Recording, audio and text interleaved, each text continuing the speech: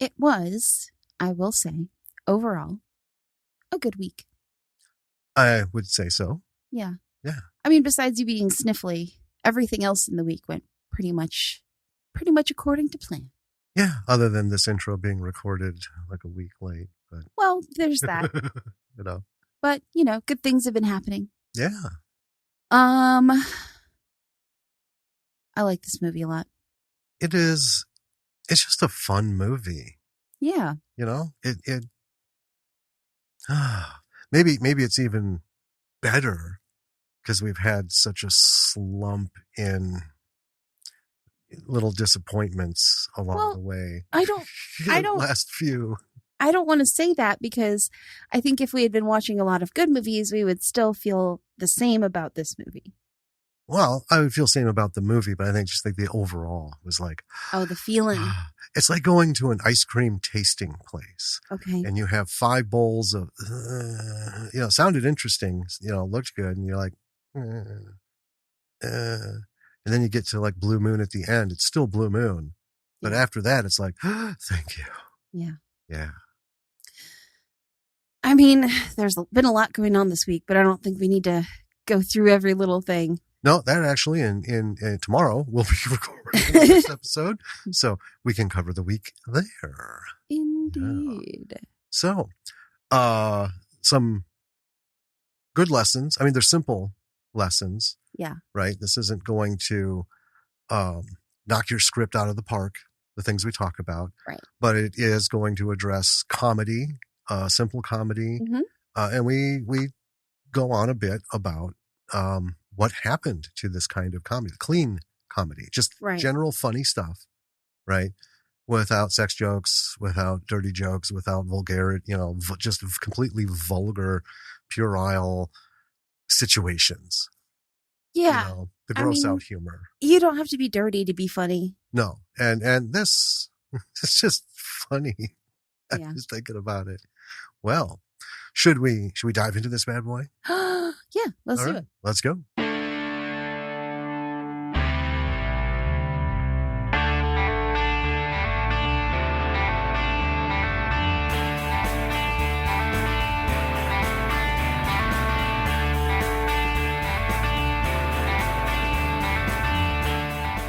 Hey B-Siders, welcome to another episode of Bravo for the B-Side. This is Jim. And this is Danny. And we have finally, a pleasantly good favorite. It's a good one. It's a good one. Yes. Yeah. No surprises. And which is, this is kind of capping a really good weekend.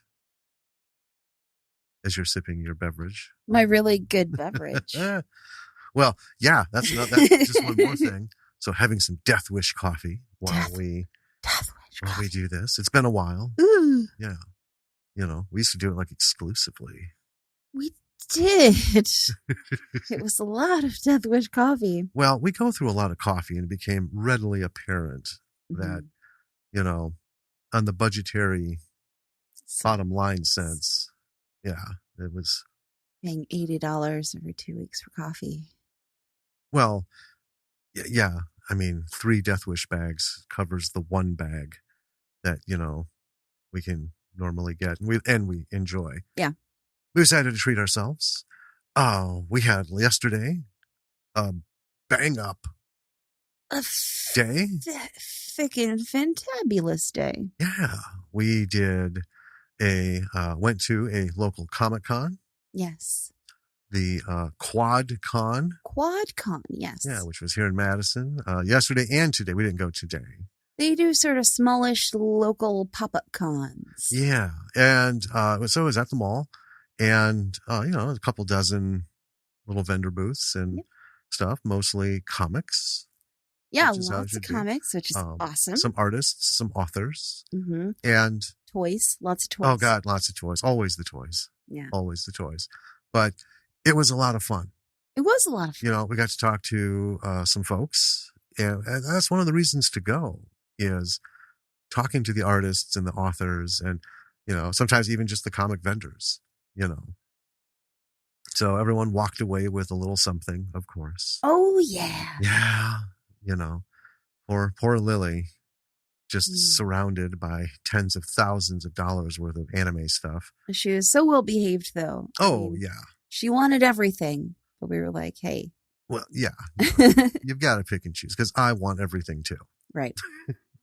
And I can't get everything. Yeah. So neither can you. But yeah, we did pretty good. We have some folks. I just want to shout out to them because we had a good time chatting with them and got some stuff from them. Did.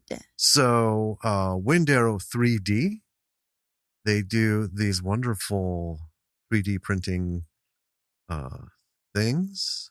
Mostly D&D related. Yeah, like we got a dice roller, which is a skull.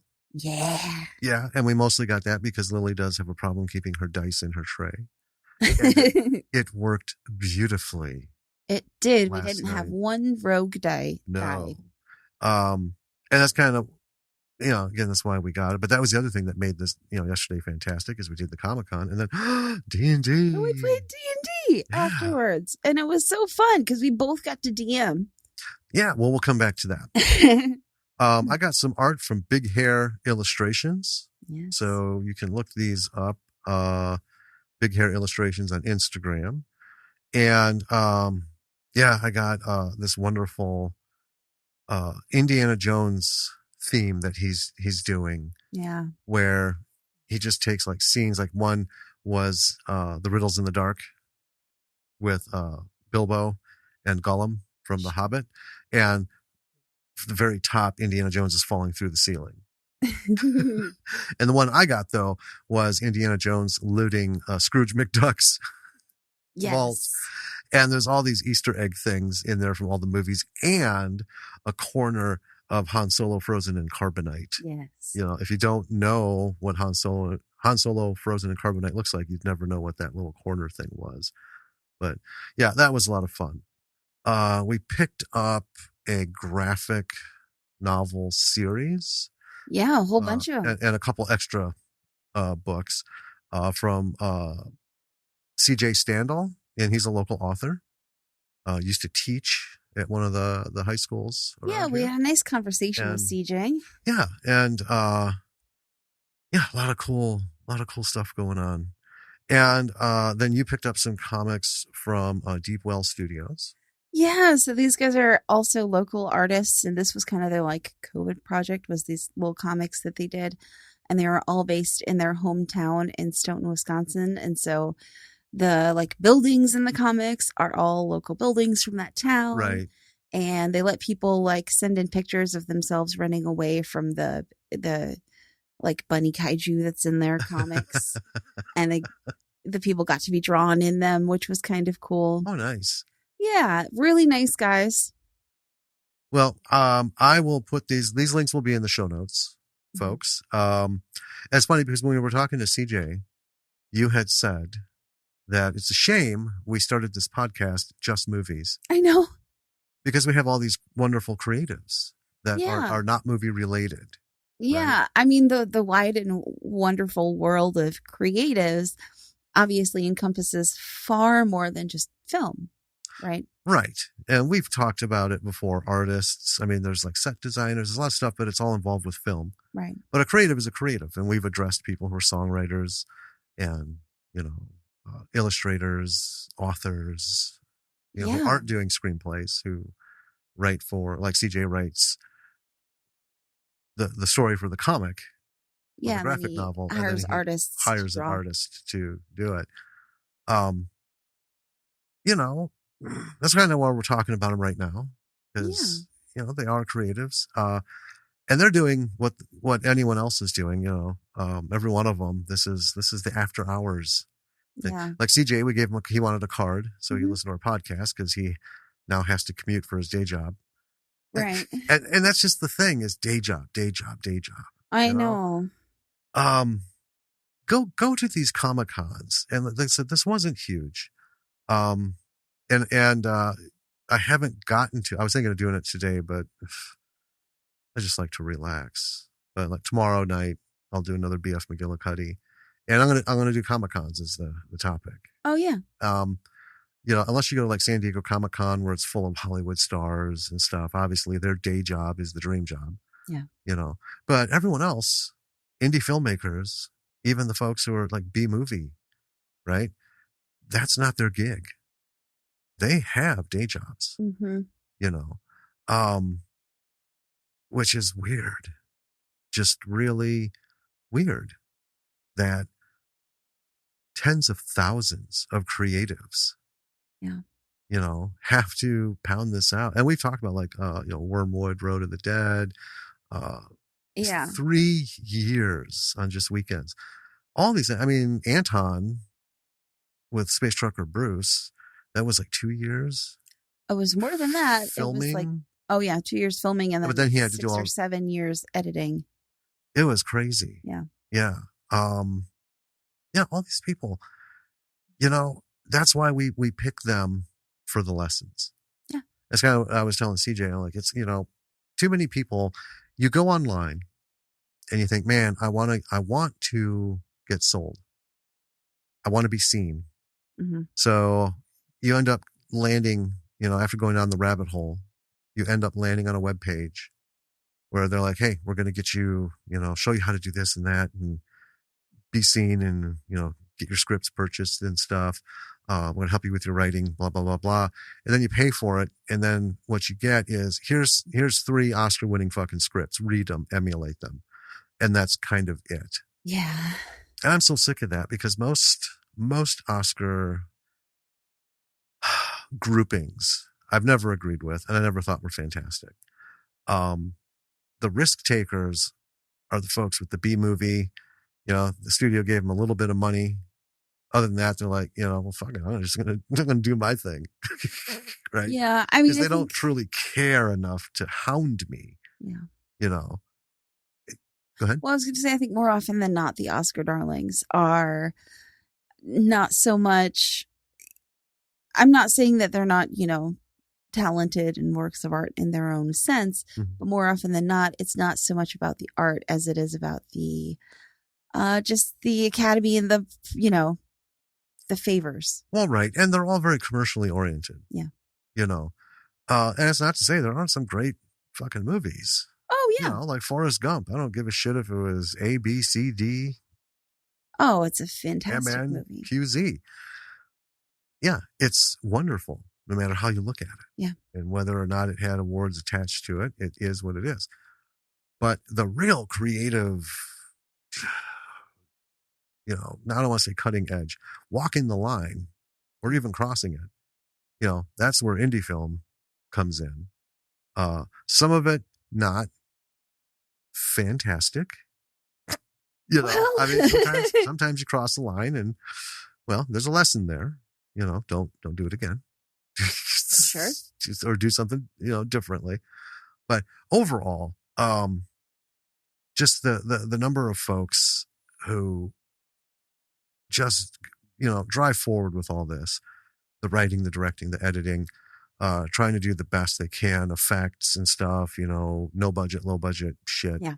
I mean, that's why the best lessons are learned from here, because not only like with, cause I finished listening to, Astro Loco, which is what's currently running today, and a new one will be out tomorrow. But a lot of what was in there was just basically railing on the story. Right. Yeah. So, okay, not everything's going to be a home run. Everything else is super cool.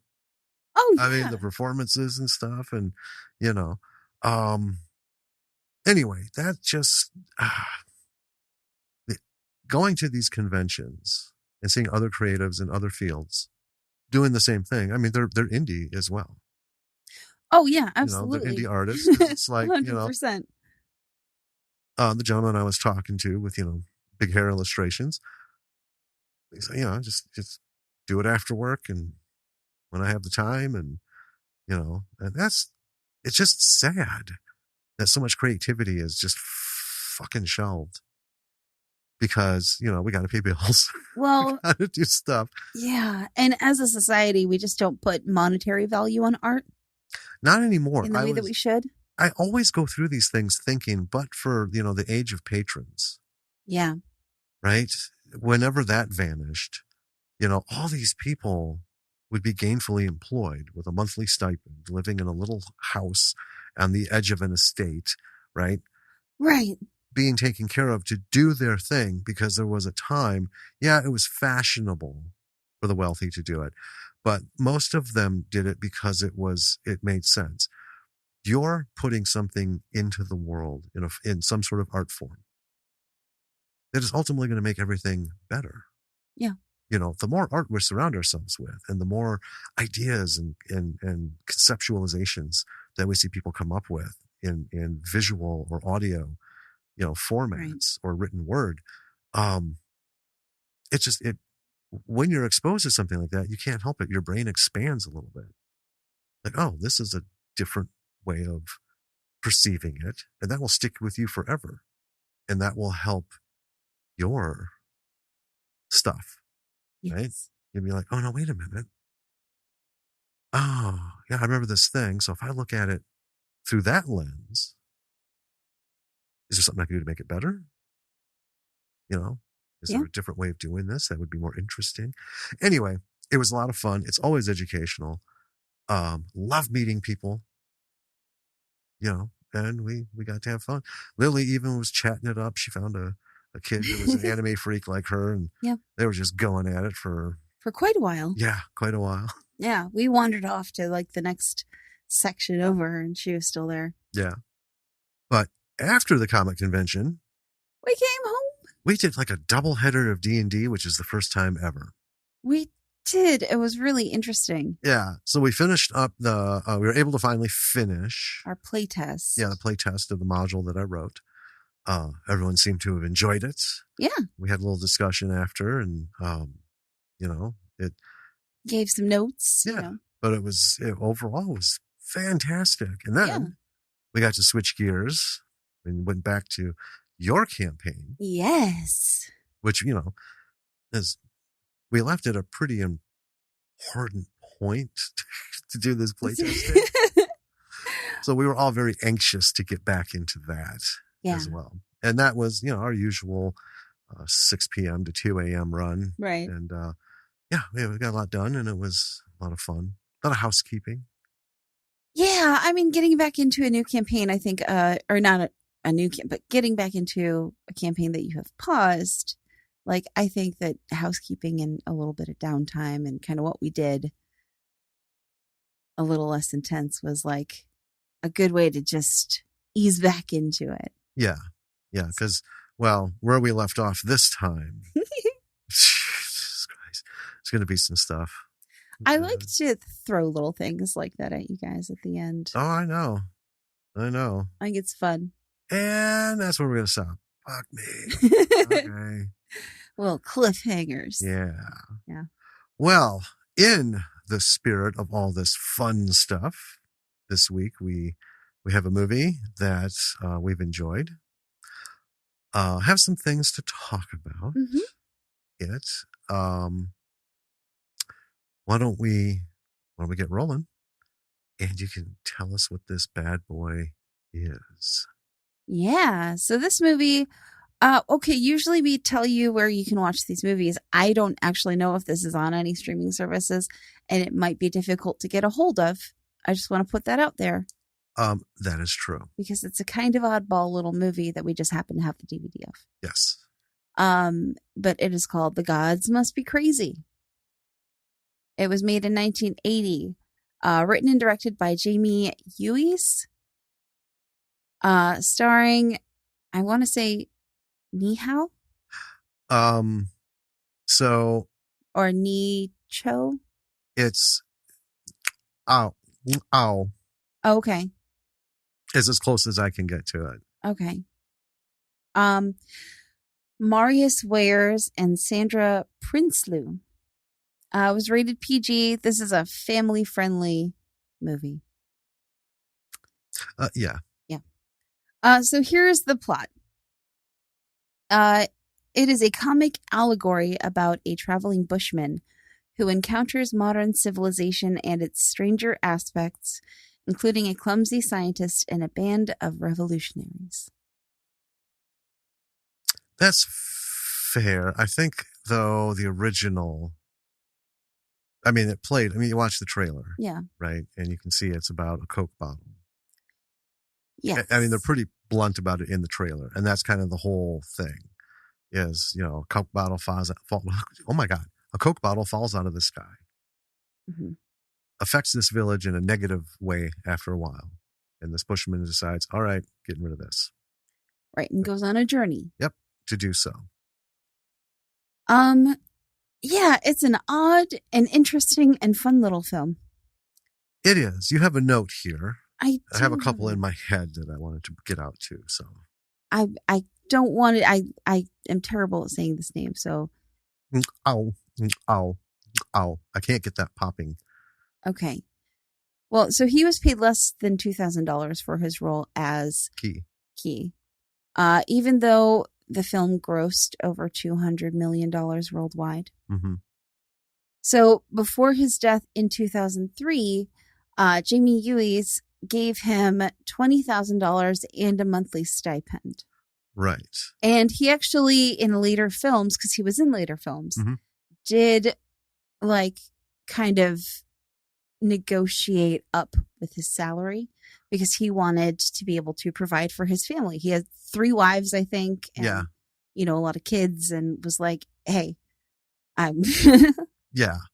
Well, that's kind of where my notes come in. A couple things. Number one, so if you go look this up on IMDb. Now, folks, mind you, we didn't just stumble across this.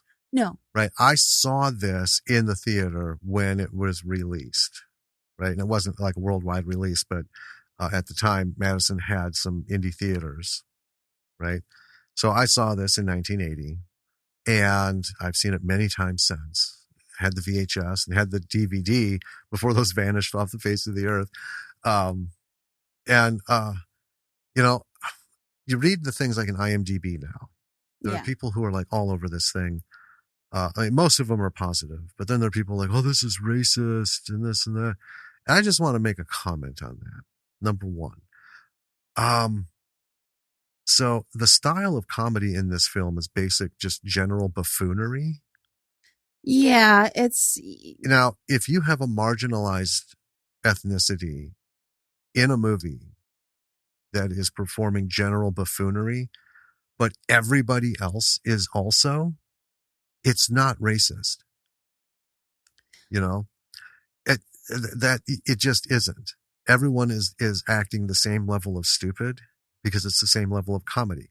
That's like saying people who are on the Benny Hill show are being marginalized.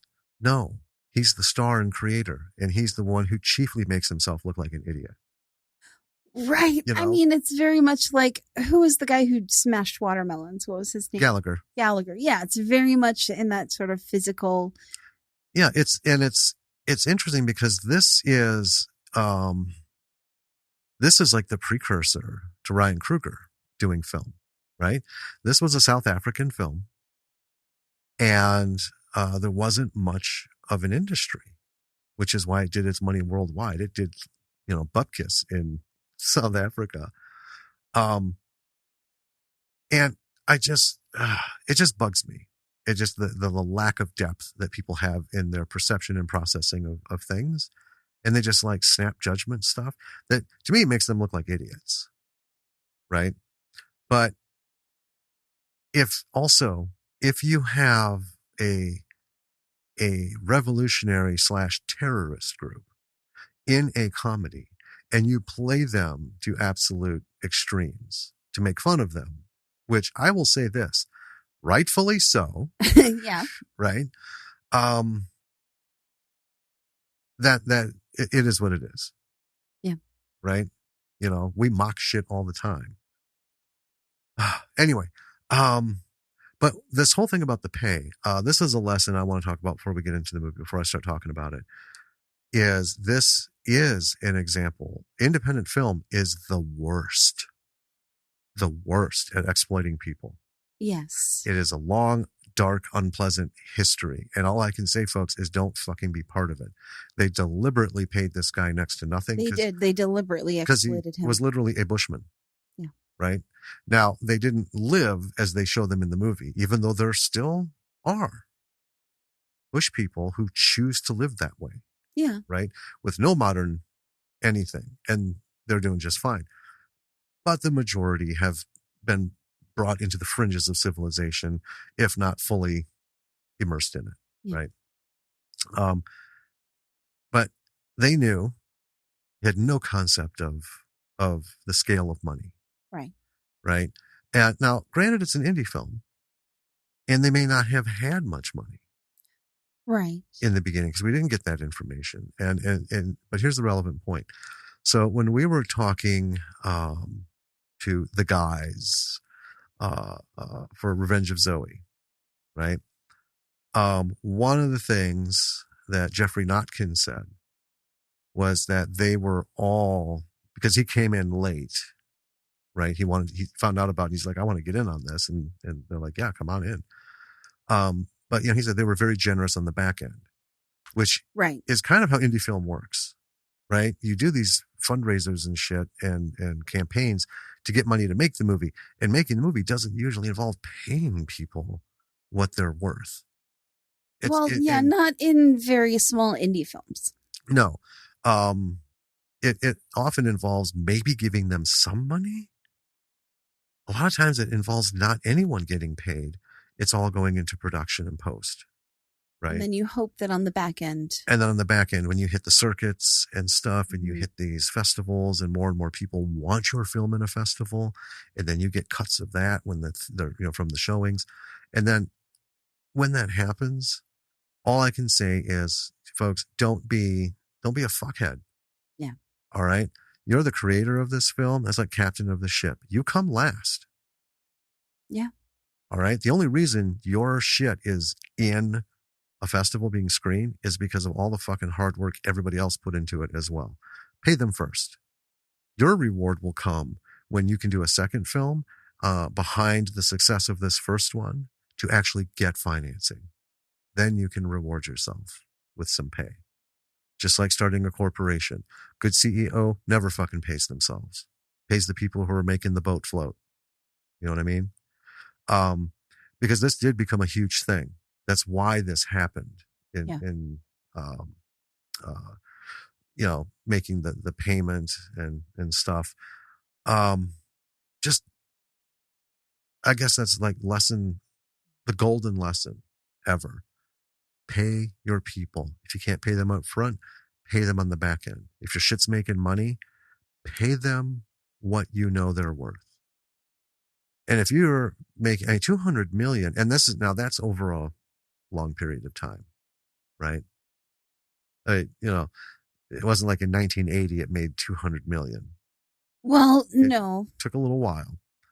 But when you hit that point, so today, say 2 years after your stuff comes out, you're starting to tabulate, well, shit, even at today's money at 200 million, right?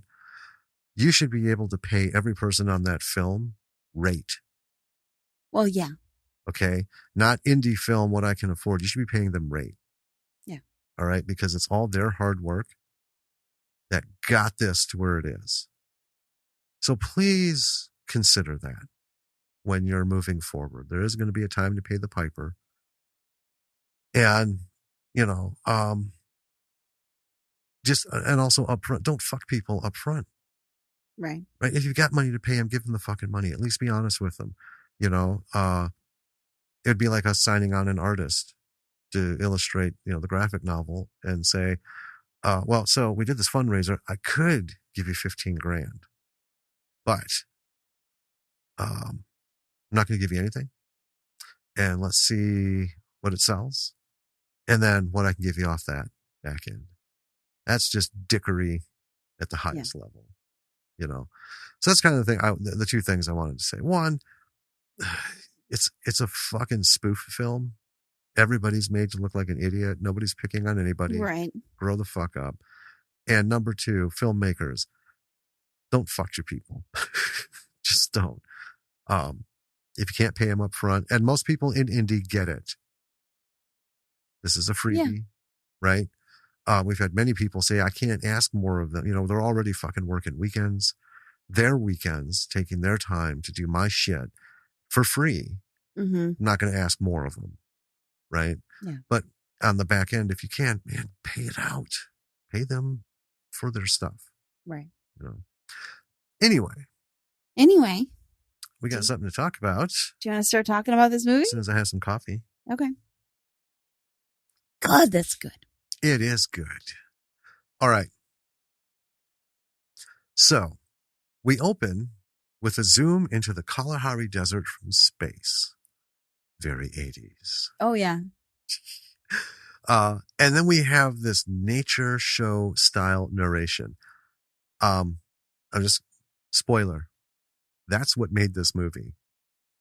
Yeah. The funny shit that goes on, there's some funny moments and it's fun.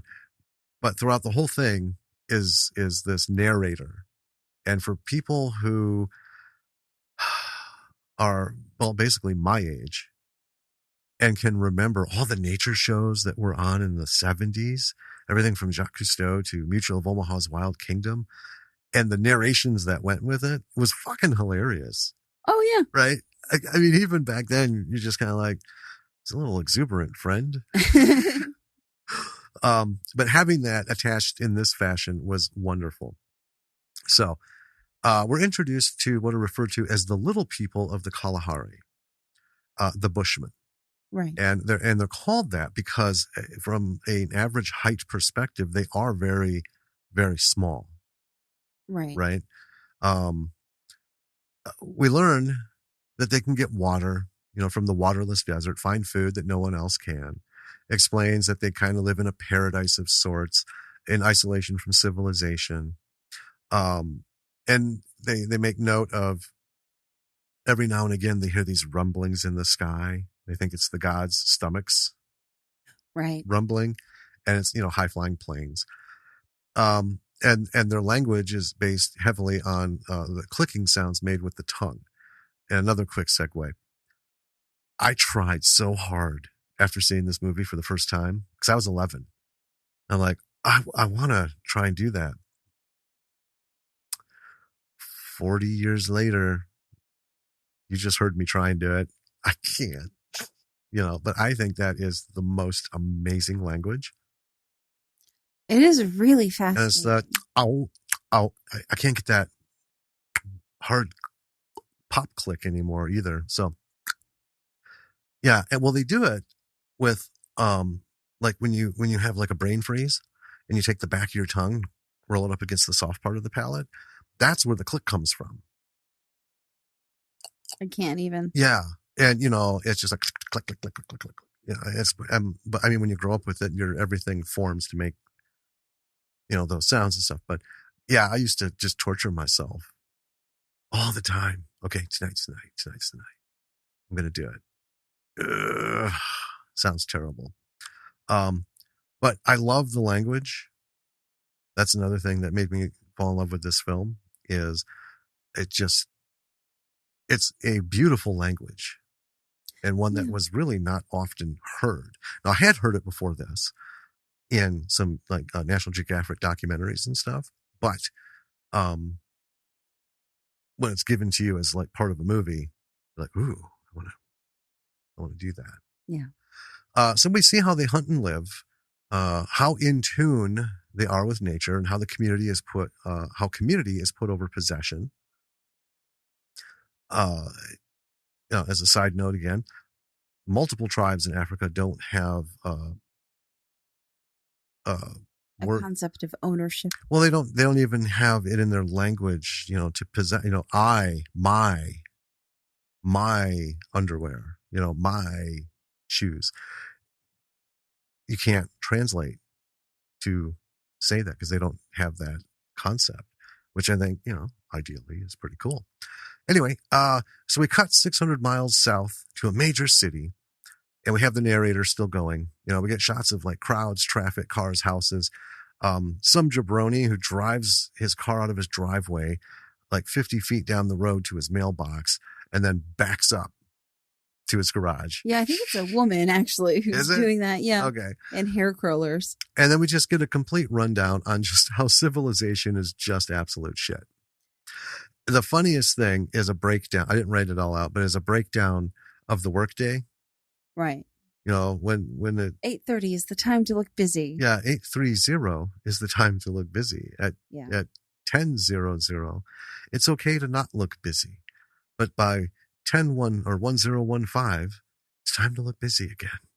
Yeah, it's a lot of very like cheeky jokes about how ridiculous civilization kind of is. Mm-hmm. And I mean, they're very on point and they're very true. Yeah.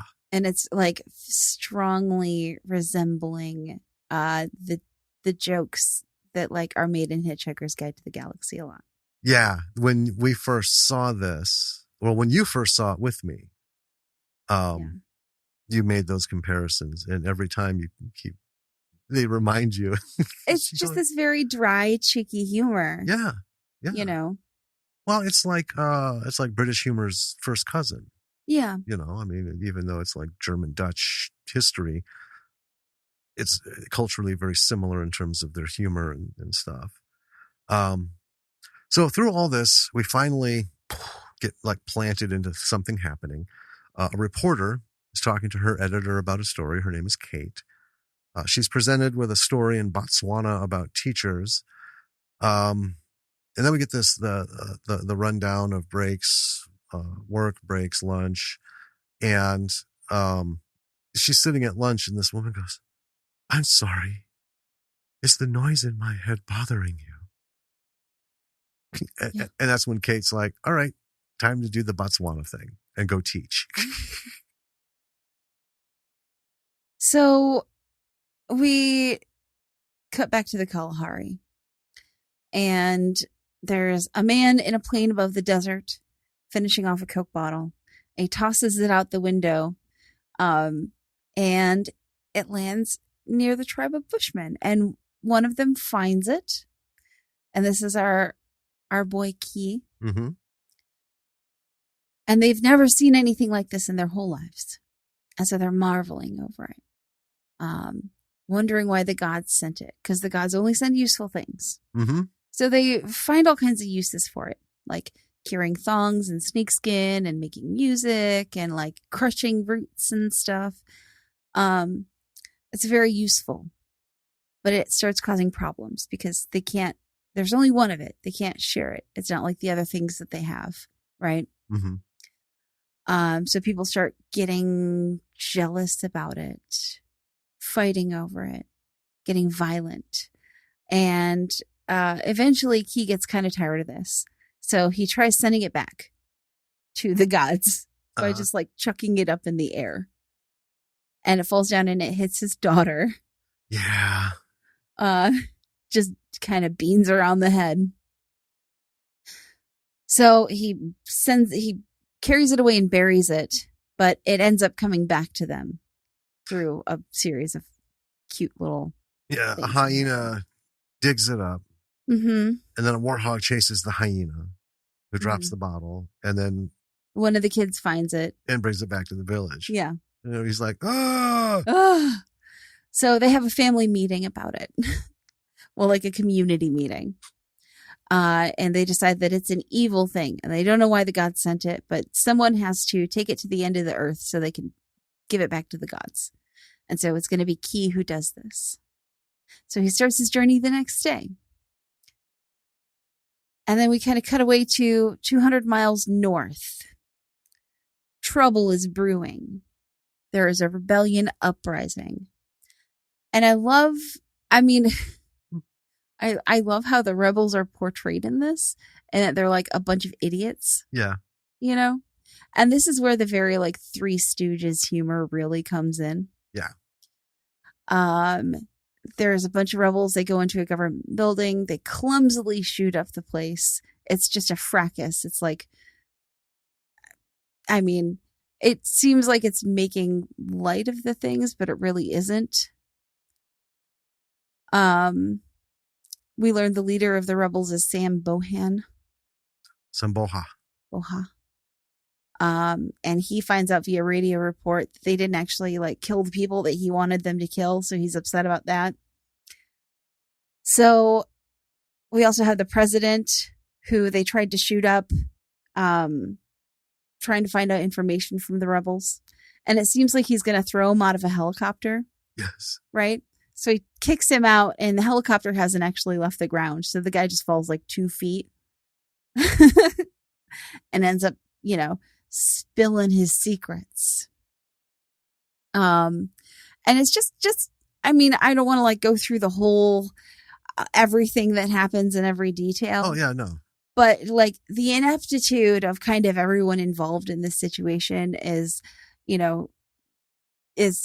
kind of cute. It's weird.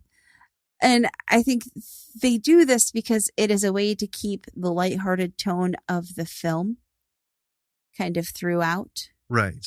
Right. It's very clever because it doesn't actually make light of what the rebels are trying to do. Right. Right. It more so just makes fun of like the individuals. Right.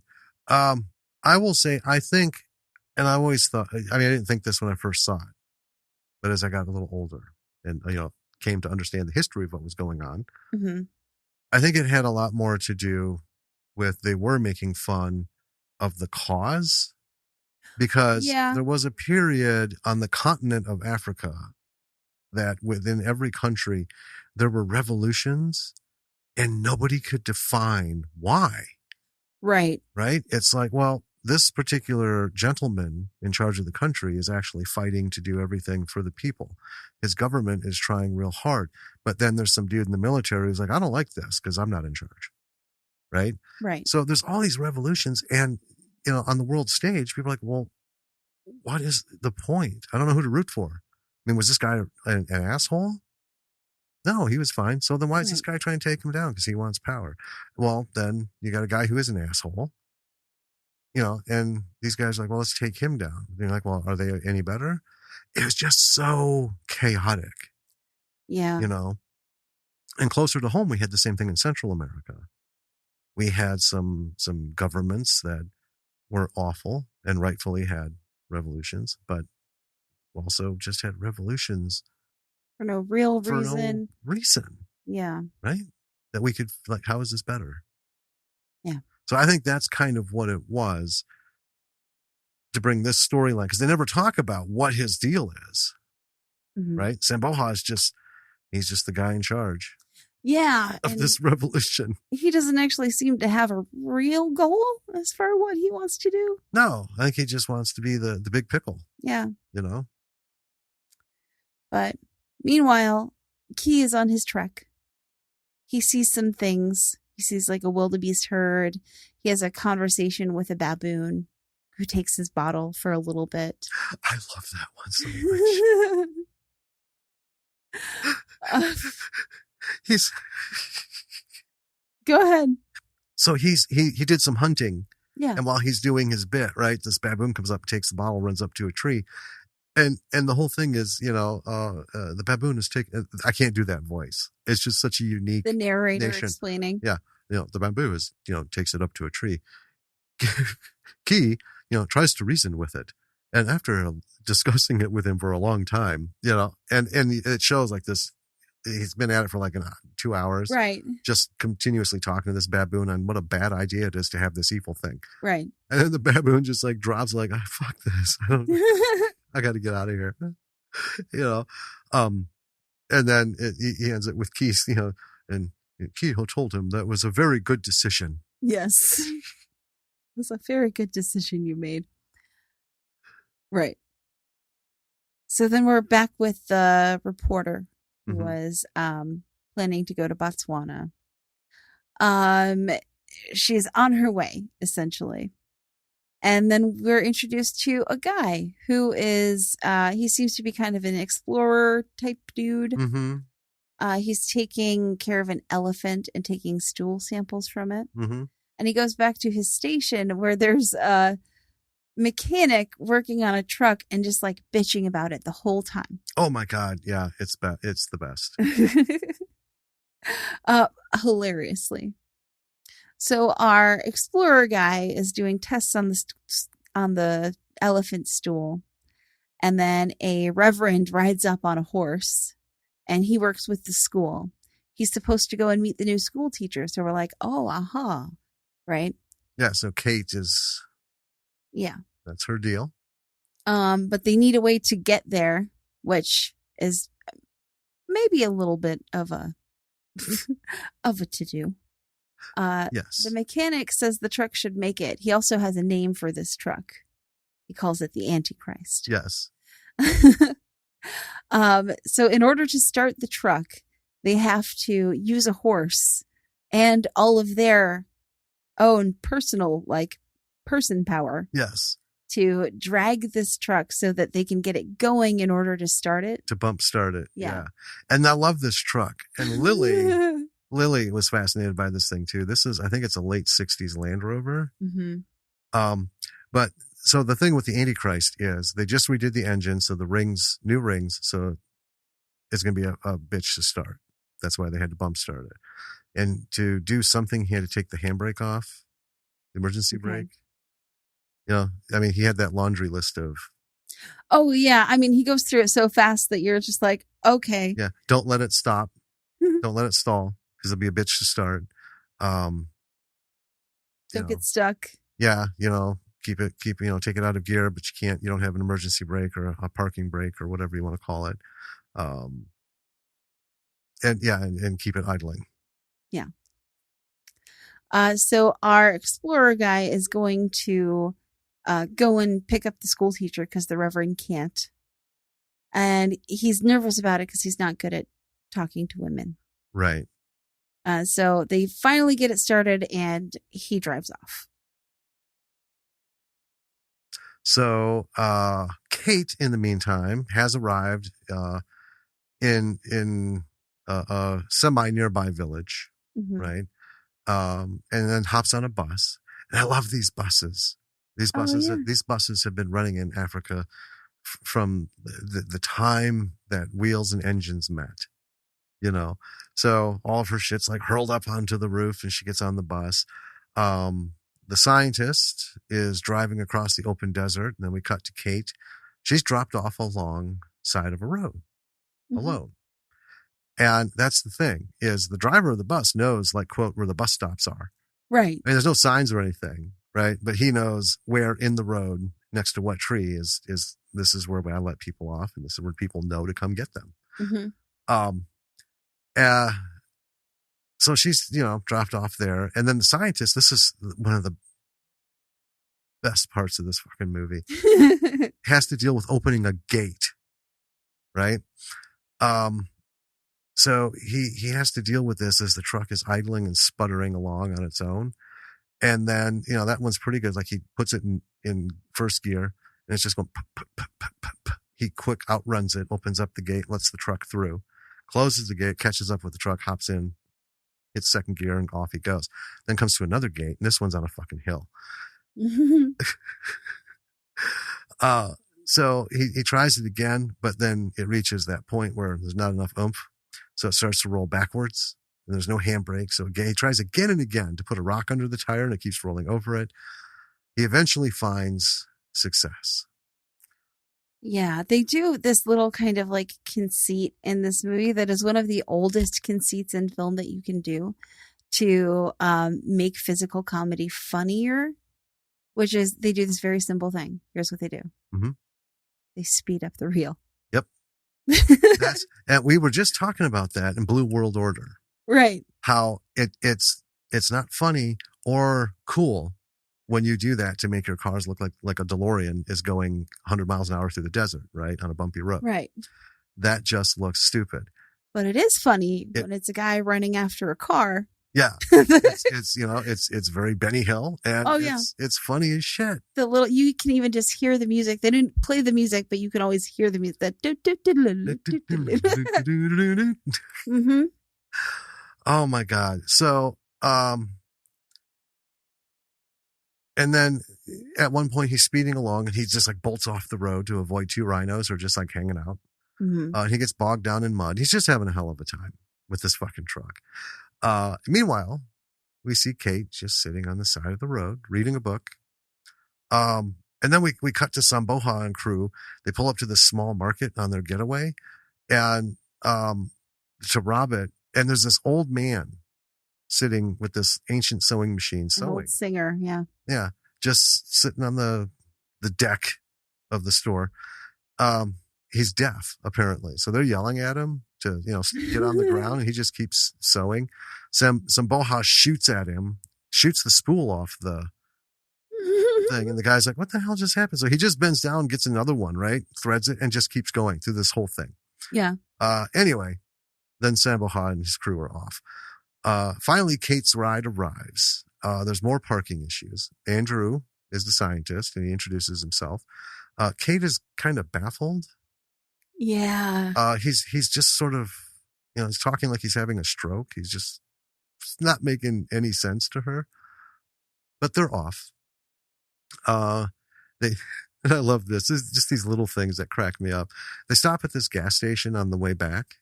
Yeah. And this guy comes up all happy, and he goes to spray the windshield, but there isn't one. So he ends up just literally blasting Kate in the face with cleaning fluid. Just, ah! And then on the way back, there's more problems with the gates. Kate at one point tries to climb out. Yeah. As the car starts to roll downhill. And then it rolls downhill and then up the hill. And it stops, comes back down, comes back up to Andrew. And then we cut to Key, who meanwhile is just walking. He comes to a man who's sitting by a small fire, and he picks up a rifle thinking, well, this is a strange kind of stick thing. So the man thinks he's getting robbed, puts his arms up, runs off. Key follows him for a little bit, and then he thinks, the man saw the evil thing. He must have seen, yeah. Yeah, and he has rightfully run off. I'll let him go. Right. Right. The evil thing, as a reminder, is the Coke bottle. The Coke bottle, yeah. So back to Andrew and Kate. The truck ends up stalling in a river. Andrew tries to carry her to shore, and he actually does, sets her down, and then ends up just like fullback tackling her into the water because he stumbles, and just like sends her flying. She loses her shoes. They go to get her bags. Kate tries to get into something dry, and so does Andrew, but a warthog chases him in his underwear, and he runs into Kate, who's in her underwear, and she right away thinks he's a pervert. Yeah. So that night, Key is sitting by a fire when a rhino comes by, because he's now, they say, he's not far. They're not far apart. Right. So he's sitting by a fire, and a rhino comes in and stamps it out.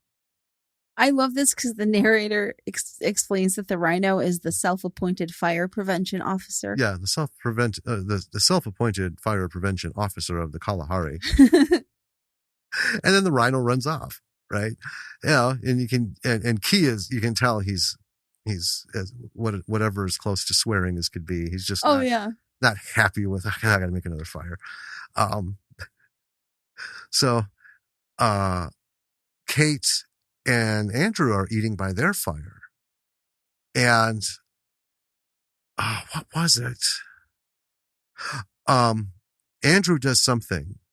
She thinks he's getting fresh because he hears something. Right. And then she ends up running up into a tree. The rhino comes, stamps out their fire. She doesn't see him stamp it out. Right. See the rhino stamp it out, stamps it out, and runs off. But instead of putting it out, actually kind of spread it out. So she looks back and she sees Andrew putting out bits of the fire. Right. Thinking that it's just all this shit.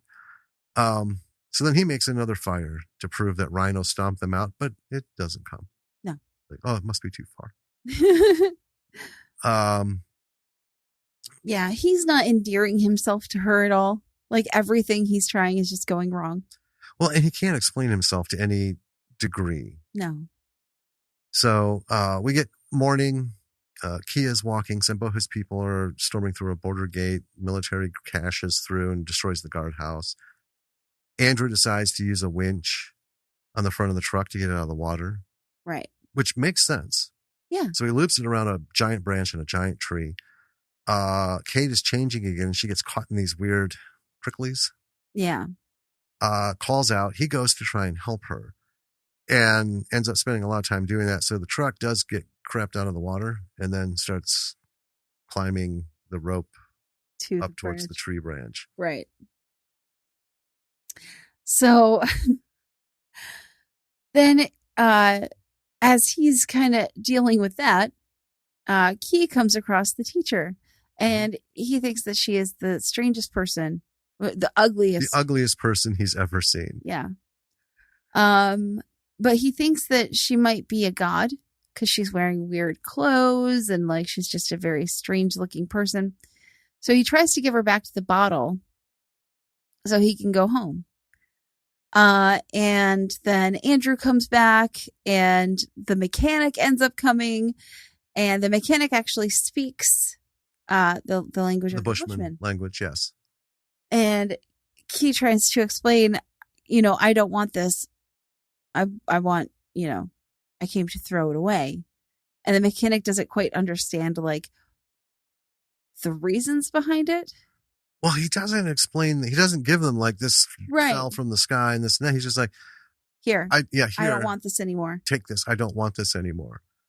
Right. So the natural reaction is, well, then fucking throw it away. Yeah. So because he tells Andrew, he's like, well, what's he say? He says he doesn't want it anymore. And Andrew says, well, we don't want it. We don't want it. Tell him to go throw it away. So the mechanic tells him, go throw it away. And then Key is like, gods. Yeah, very frustrated. And disappointed by it. Yeah. So then we see the mechanic, and I can't remember ever what his name is, but then Andrew and Kate slowly towing the Antichrist Jeep through the desert. And this safari guide, Jack something or other. Well, the mechanic showed up on this little like weird golf cart kind of thing. Or just motorized wheels thing. It's a single seat. It's just a chassis. Yeah. With an engine that goes. We had one when I was a kid because, my grandfather at one point wanted to build a little go-kart track. Okay. In one of the fields. And I'm pretty sure, because I was like 8, I don't know. I'm pretty sure that he got a little go-kart. And it was essentially just a little pipe frame on wheels. Oh, yeah, I've seen those. With a little tiny engine. Yeah. Oh, and we loved that thing. This wouldn't go like a go-kart, though. No. Well, I equate this to, and I know there was a name for it, but it's a very utilitarian thing. And I always equated it to the land version of a tugboat. Kind of. It's just enough to pull like a car in neutral. Mm-hmm. Because, that's as fast as it's going to go. Right. Yeah. Yeah, it's not a speedy thing. No. It's literally just like the minimal amount of a vehicle that you can have. Yeah. So that's what they're pulling it across the desert with. Yeah. And so the safari guide, Jack, finds them and offers the teacher offers Kate a ride in his tour vehicle. Tour bus. Yeah. Which is, to be fair, in a much nicer situation than the one she currently finds herself in. Well, that is true. Yes. So she takes him up on it. And there's this very cute back and forth scene where the two separate duos, so Kate and the safari guy, and then Andrew and the mechanic, are talking about how poorly their trip has been so far. Yes. So Kate finally makes it to the missionary, and they're doing this really beautiful song in greeting to her. Mm-hmm. While she just kind of awkwardly stands there, and she's like, should I wave or anything? And the Reverend's like, no. Nope, you just sit and listen. Yeah. Yeah. Meanwhile, we get a very quick visit back with Sam and his rebels who are on the run and running out of ammo. Yeah. And Andrew has decided he's going to go explain everything to Kate. Right. And apologize to her. So he gets all dressed up, goes to visit her at the mission, interrupts her class, and somehow ends up knocking over literally everything in the front of her class as he's like stumbling over his words and himself, trying to explain things to her. And the kids are just pissing themselves. Oh, laughing. yeah. Yeah. And Kay's just like, what is happening? Yeah, it's like she can't even process it. Which I get it. Yeah. You know. So he goes back to his little camp upset. Key has found some goats, which he doesn't quite know that they're goats. He thinks they're very strange animals, but they might make for good food. Well, yeah, there aren't wild goats in the Kalahari. Right. But they got 4 legs and they look edible. Yeah. So he decides to hunt one, and he does it by doing these little darts, like he has a little dart gun, and the darts have a little poison on them that will make the goat go to sleep. Well, it's a proper bow and arrow. Yeah. But the arrows are only meant to go in. Yeah. Not even like an inch. They're enough to break the flesh. And they fall out. Because the tips, have tranquilizer on or poison on them. And so it's enough to get the poison in there. And then he goes, collects his arrow, and then you just wait for the animal to fall over. But there is a young boy who is the shepherd of this little flock of goats. Yes. Who sees this happen and promptly takes his bike and rides away. When he comes back, he's got an officer with him. Mm-hmm. And Key is in this very confusing situation with the officer, where he is trying to explain that he is perfectly fine sharing this goat for food. Oh, yeah. There's way more than I can eat. Yeah. Please come, sit, bring your family. Yeah. And the officer doesn't understand anything that he's saying. And takes the goat, and Key gets really pissed off. He's like, well, that's rude. And starts to walk away to go and get another one. Yeah, pulls an arrow out and starts. And the officer ends up shooting him in the leg to stop him. Yes. And brings him back to town. He's in jail now. But importantly, the evil thing was left at the scene. Yes. Yeah. Yeah. So then the mechanic who is with Andrew is one of the only people in the area who does speak Bushman. Right. So he's been brought in to interpret for Key, who he recognizes as the one who tried to give him the Coke bottle. Yeah. And the court date doesn't go very well. They give Key 3 months in jail, and the mechanic is not happy with this because he's like, he's going to die in there. He doesn't know what's going on. And he's like, it's a death sentence. He's never had to live within 4 walls. Right. And basically a closed-in cube. Yeah. And he's not eating in jail either. Right. And it's not like he's on a hunger strike. It's just he doesn't, Not about it. Right. Yeah. So eventually Andrew hears about all this. So he and the mechanic go to get Key out of jail. He's like, there must be something we can do. Right. So they end up talking. They end up employing him as a convict employee. Yeah. And they let him out, and they say that he has to be there for, 6 weeks? Yeah, 6 full weeks. Or 11 more weeks, because it was 3 months. He was already in there. Oh, sure. So he's like, he has to be with you for the 11 weeks, or we'll find him and make him serve it, and then more. And they're like, whatever. So they take him back to their little encampment, right?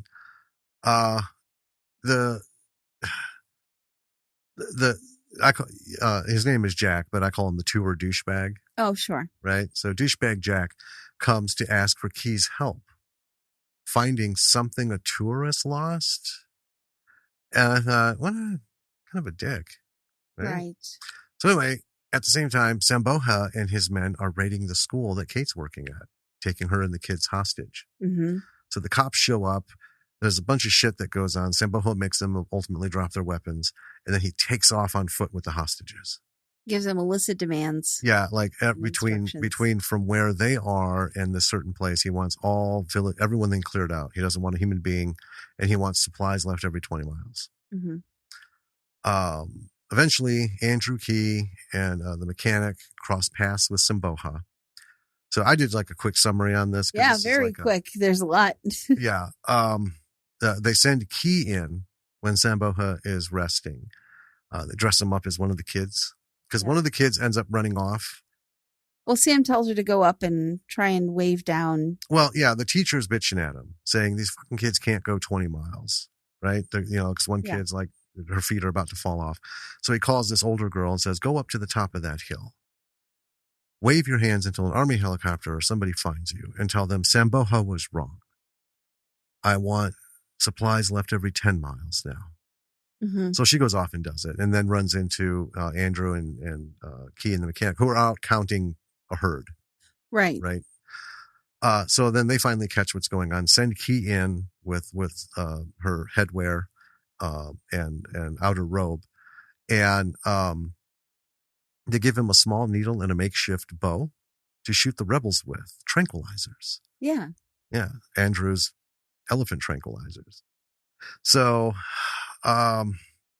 two of the guards, I separated this because this is worth noting. Two of the guards who have been playing cards this whole movie. And Samboja keeps bitching at them to stop. And finally, yeah, he's like, if I catch you playing a fucking game one more time, I'm going to blow your fucking brains out myself.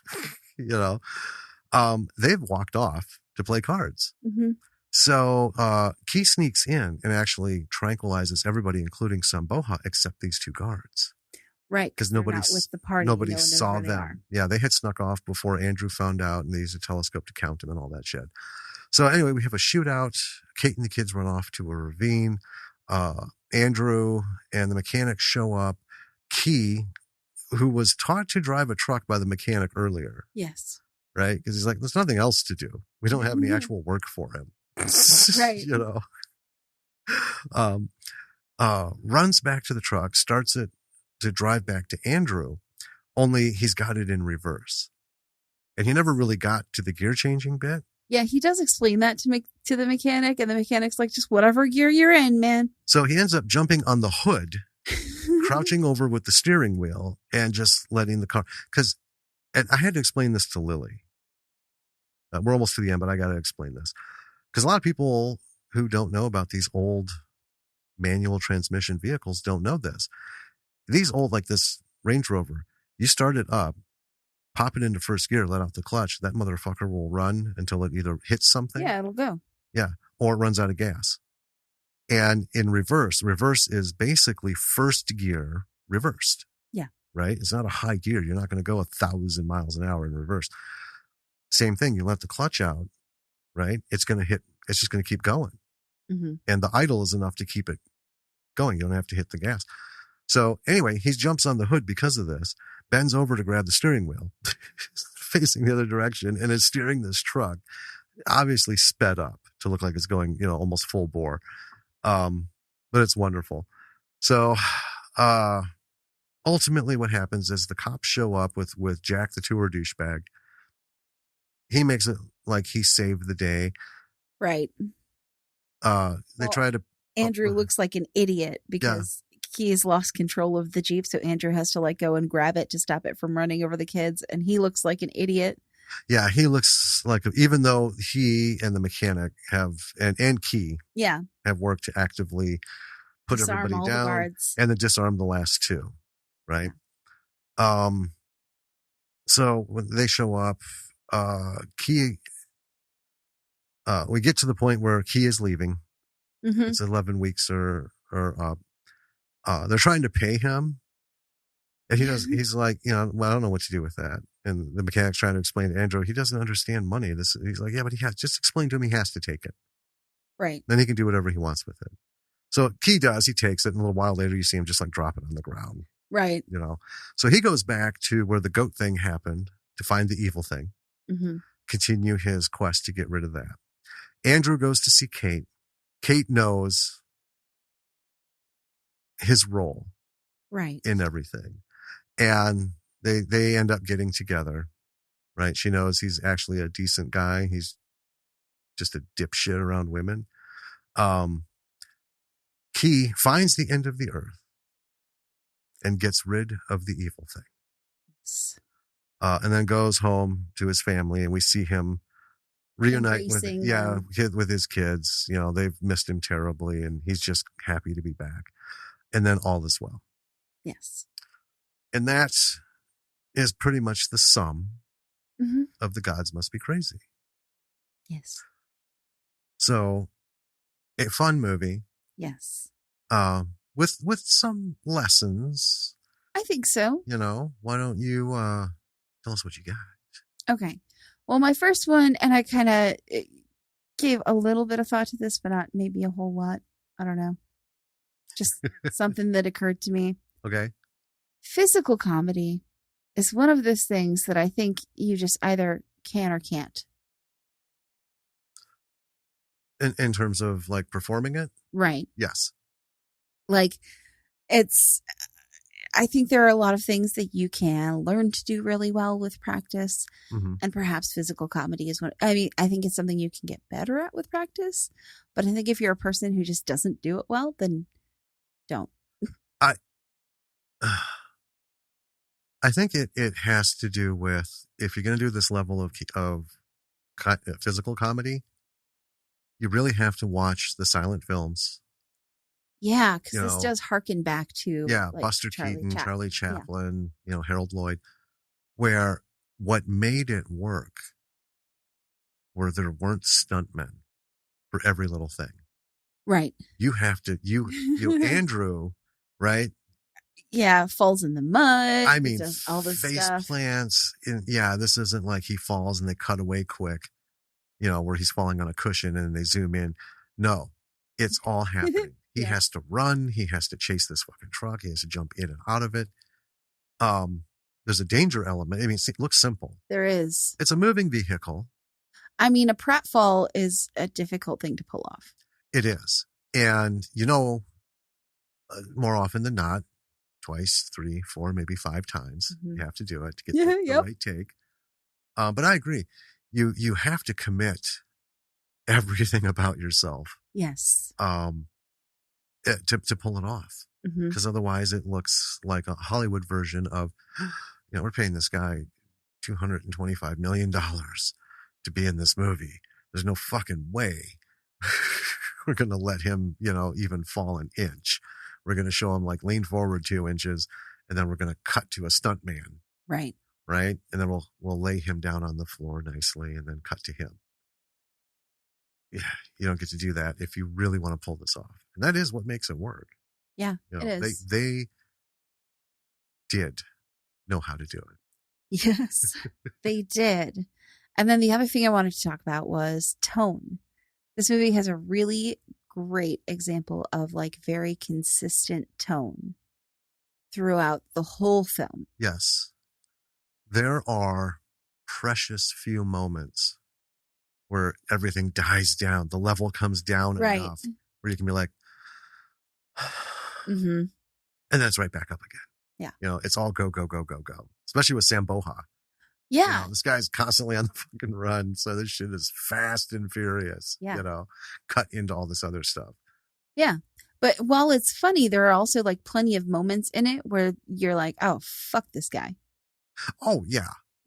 I mean, you don't once feel any kind of like Stockholm syndrome. Right. For this fucking dick, and you actually kind of come just to hate him because, he's rolling in, taking kids and stuff. I mean, these are serious tones. Oh, yeah. But that's the thing with comedy is you can't abolish like, true serious moments in life because you don't want to like minimize them with the comedy.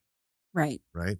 They weren't making fun of the hostage taking thing. No. That was one of the less funny moments of the movie. Right. But everything that comes of it, absolutely, you can make that situation into some moments to make it better. I want to piggyback on that. Okay. Because what made this work was the physical comedy. Yes. But also the general, I call, the buffoonery. Oh, yeah. It's been a long time. I can't think of too many movies since this that I've seen that I have enjoyed so much on just a comedic level of just, fucking silliness. Yeah. Like beyond, letting go of, that wouldn't really happen kind of thing. Suspension of disbelief is easy in a thing like this.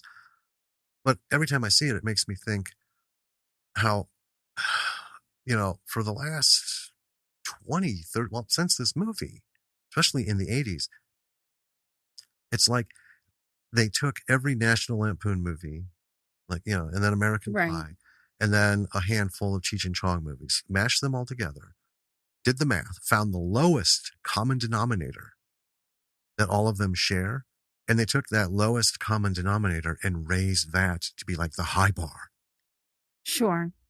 Most comedies have been of such a puerile nature, right? To where it's not funny, it's uncomfortable because you're a bunch of grown-ass fucking men and women. Right. And you think this shit stopped being funny when I was fucking 9. Yeah. Why are you presenting this in an R-rated movie that's supposed to be funny to a bunch of adults? And it just makes me That's the other thing. Like, angry. I don't know if anyone really knows, like, remembers or knows or cares how to do clean comedy anymore. Even in kids' movies, like, they're suffering pretty badly. I was actually thinking a lot about the movie The Emperor's New Groove. Oh, yeah. You know, which is, I mean, it's dumb, but I actually love that movie so much because there are all these really, truly hilarious moments in it. Right? Mm-hmm. Like when they're trying to get the poison for Cusco. Right. And here's, Cusco's poison. The poison specifically made for Cusco. The poison specifically, that poison. Yep. Oh, sure.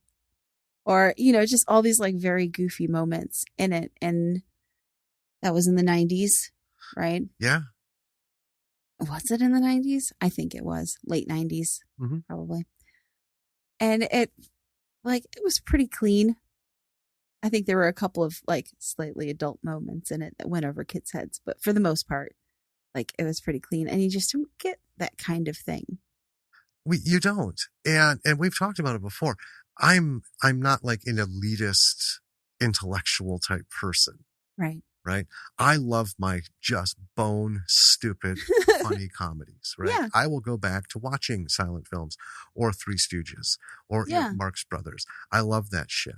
And, you know, on one level, it is comedic genius, especially for the time. Because, you know, all these people had long lasting careers and we still talk about them. Right. So clearly something was up.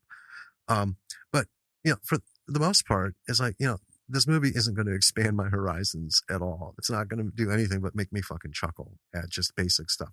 I love physical comedy. Yeah. You know, I think of like Faulty Towers. Some of the funniest moments, like one of the funniest moments I always crack up is when Basil pops Miguel on the head with a spoon. Right. And I just love that shit because there are times when that's all you want. You know, and that's the thing about The Gods Must Be Crazy. Nothing about this made you think. Right. There were like some pretty elaborate setups for some of the jokes, but it paid off. Yeah. And you don't have to, you know, ponder and dissect and stuff. It's just, it's a buffoonery type level movie. I wish more people would do comedy, like you said, that's clean. So I think of Space Trucker Bruce. Yeah. That fucking movie had us rolling. Oh, yeah. And it's not like it was that funny, like stand-up comic level funny, like, you know, Richard Pryor tearing shit up on the stage. Funny. But it was funny because it was so simple and so clean. And Anton has the ability to write, you know, the quip humor. Yeah. Just, you know, one of our favorite lines. Yeah, she cut her hair. Guess we'll have to space her. Yeah. Wait, what? Right. I fucking love that. The way they delivered that to one another, you know. If I put that as a challenge to anyone who wants to write comedy, is try to make it clean. And not because we're puritanistic and stuff, but we don't need to get into this puerile stuff. I think of There's Something About Mary. Very puerile. Very puerile. I mean, do we need to see, you know, testicles and part of a dick upside down from one another in a zipper? Did that sell the joke? Right. Right. We've seen tons of things where guys have zipped themselves up in their pants and we've never cut away from their face. Right. Right. It's the comedic moment that 90% of the population knows this. Yeah. has either experienced it or been near it, right? Mm-hmm. Or been talked or to. can just infer. Yeah. Right. Yeah. And that's the best thing about comedy is the inference of stuff. Mm-hmm. If you're not doing pratfalls and like I said, Benny Hill buffoonery kind of like this, where you're just going all out, everything's just fucking ridiculous. It's clever inferences, you know. Unless you're a stand-up comic, you don't have to worry about the setup and the delivery of the fucking punchline. Right. If you're doing it in physical comedy, you can do it with inference of the situation. Yes. And I think I would like to see more people take that on. I would too. Because to me, it's more of an intelligent comedy. I think it is. You don't have to use potty humor and stuff that you remember from, early high school or earlier middle school or even elementary. I think if you can do it, you've got a fucking winner. Now, I'm going to say that with this caveat. Okay. Most of the producers you're going to go to probably aren't going to see that. So you might be, screwing yourself. Right. I have this really great, clean comedy. Everyone who's read it has laughed themselves. They piss their pants. It's great. It's wonderful. But a lot of producers can be like, oh, it has no commercial value. We need nudity. We need potty jokes. We need more dick and vagina jokes and, all this stuff. I can't remember what it was we watched. We didn't do it for the show. But I think we talked about it once, but that's how memorable it was. We watched something and we thought, the guys who got together and made this movie clearly believed this shit was funny. Yeah, I remember, and it was, but I don't remember what it was. Very pre-adolescent humor. Yeah. And I don't know, maybe I'm a bit of an elitist. There's a reason I never got into sports. There's a reason I never got into any of the guy stuff because I fucking hate hanging with men. I really do. Because most of them are manly men who talk like they have a fucking IQ level of 40. Right. Right. I just, we've talked about, God, what was it? And you asked me, we just did it. Which one was it? It was The Vicious Kind. The Vicious Kind. Yeah. You're like, do guys really talk? And I'm like, yep. See, now you know why I don't ever go out. Since we've met, I've never gone out to hang with guys. I don't have any friends that I go. I mean, I would hang with our neighbor, Tyler. Oh, yeah. Yeah, because he's cool. But mostly I would hang, my whole group, and it came partly from being raised by mostly women, always felt more comfortable around women. Yeah. But now, to be fair, there are those levels where it's kind of like the female perspective of guy talk. It's really funny because growing up, I hung out around guys mostly. Like it was easier for me to be friends with guys than it was for me to be friends with women. But the type of guys that I hung out with were not like big sports head guys. Right. Right. Yeah. They're actually guys a lot like you. Right. Well, yeah. Nerds and geeks and freaks. Yeah. And they didn't talk like that. And it was usually just me and like, between 4 and 6 guys, hanging out. And I was like the token girl of the group.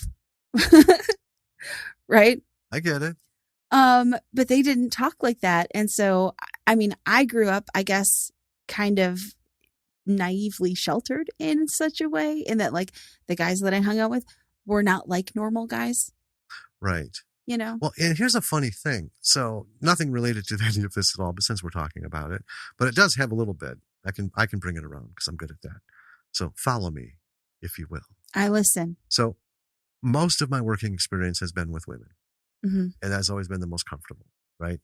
There were, a couple of places where I was like the token guy. Sure. I mean, we're all work friends, but occasionally go out after work, and I'm the guy who's there. Because we just relate. It was just more comfortable, right? I felt though in later years, like just before we met, right? I was in a situation where I didn't hang out with a lot of people because I was surrounded by men. And it's the kind of thing that made me realize in certain circles the whole disparity of male, female, Sure. Numbers, and IT has traditionally been a guy oriented. It still is male dominated. Yeah. I mean, we're making headway, but not a lot, not fast enough. But it makes that very clear that in a heavy IT environment, I'm less social. Sure. I'm surrounded by guys. And just because everyone's in IT, don't make the mistake that they're, nerds, geeks, and freaks like me. Mm-hmm. There's a lot of, did you see that game? Right away, I know you and I are not going to get hit. We're not going to get on the sports ball game. Yeah. Just, well, your response was the best the first time I heard it. Oh, what was that? I'm sorry. I don't follow the sports. Oh, sure. Yeah. I love that. Oh man. But yeah, I don't even know how we got onto this now, but the perspective of comedy, right? Mm-hmm. I feel like not as many women are enjoying these puerile, infantile humor films. No. I think it's a shame. And I think that now the remake of Ghostbusters with an all-female cast, I was against it for a different reason based on principle. Sure. But I see where they're doing that because it's like, what else can you do? Well, because the slamming that they got had nothing to do with my view. My view. I hate remaking things and replacing male characters with female characters just because. Right. Just for that's the hook. I thought that was a terrible idea. And I never stand by that. I'm like, there's so many ways they could have done a Ghostbusters movie with all women without trying to remake and imitate the first one. Right? They could have been the daughters or they could have just been a bunch of women who are like, yeah, these fucking guys did this thing and then geezered up and died off. So let's get in on this. I would have been 100% on board with that. 100%. But it's like, watching Force Awakens now. It's like now, once I saw it, I'm like, I can barely stomach watching this because I'm just fucking watching Star Wars again, only a worse version. It's the same story. Yeah, So, but they got so much negative shit. Yeah. Right? And it wasn't because of that. It was just because they're women. And these people didn't hold back and didn't keep it. It was just because they have vaginas. Yeah. They're like, a bunch of fucking women. I'm like, oh my God. Oh my God. Somebody is actually dumb enough or brave enough or both to post that? Oh, it's Jesus Christ. Well, I don't say it's bravery, but anyway. I mean, I once had a man tell me, because I had to run to the bathroom it was at a workplace. I had to run to the bathroom for something because I was on my period and I had to go and do the thing. Mm-hmm. And he was actually like, can't you just hold it in?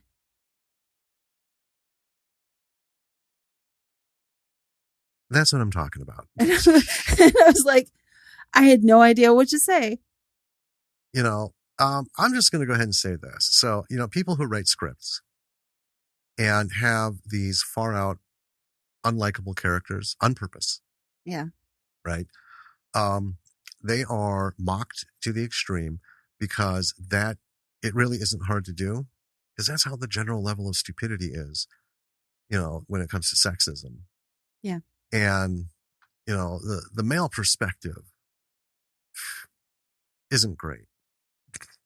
I'm not slaying my own kind. Oh, I'm aware.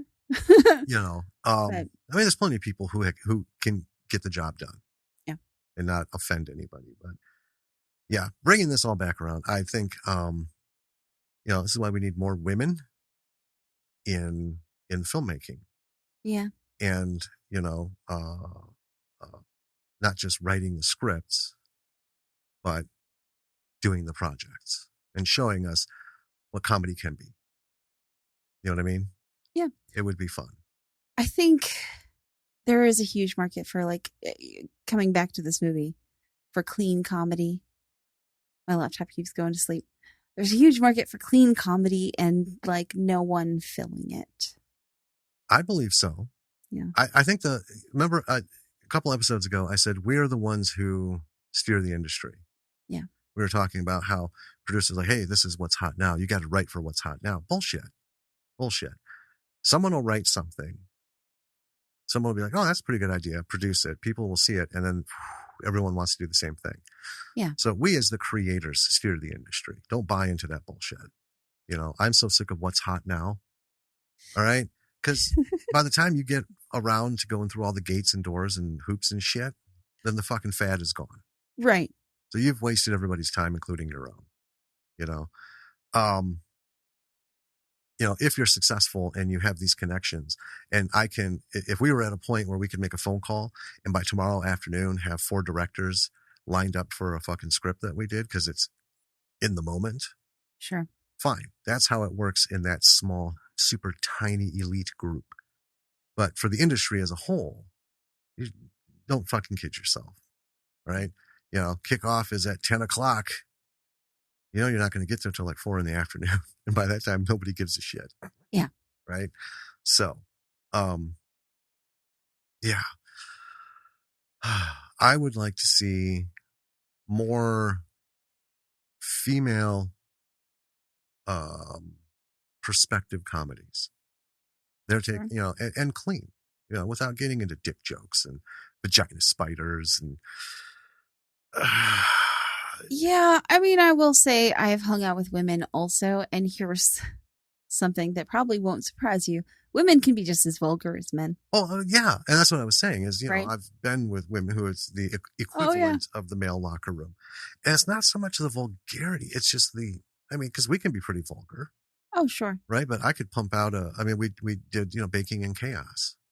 Yeah. That's a kid, young adult level comedy. Why can't we have more of this, but for grown-ups? And it's pretty clean, and like the comedy is very buffoonery oriented in that script. Yeah, I guess I can't unhinge myself from this whole comedy thing. Is there didn't need to be anything that would have been added in by a production company today that would have sold this movie better. Right. Right? It would have made it less funny. I think so, yes. Because it was all situational. Very little of it was conversational. Yeah, the writing of this was very clever. Yes. Very clever. Yeah. It was on the move.